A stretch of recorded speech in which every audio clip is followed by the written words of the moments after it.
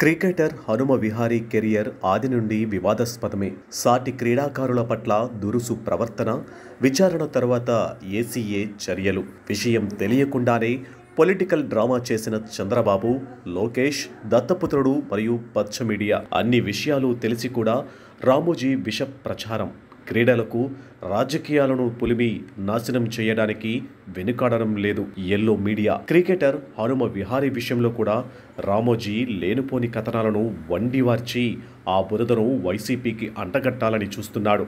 కానీ వాస్తవాలు వేరుగా ఉన్నాయి. హనుమ విహారీ ఆంధ్ర క్రికెట్ కెప్టెన్గా ఉన్నప్పటికీ ఆది నుండి వివాదాస్పదంగానే ఉంది. సాటి క్రీడాకారుల పట్ల దురుసుగా ప్రవర్తించడం, పరుషంగా దూషించడం వంటి ఎన్నో ఫిర్యాదులు విహారీపై ఉన్నాయి. దీనిపై క్రీడాకారులు చేసిన ఫిర్యాదులను ఆంధ్ర క్రికెట్ అసోసియేషన్ విచారణ చేసింది.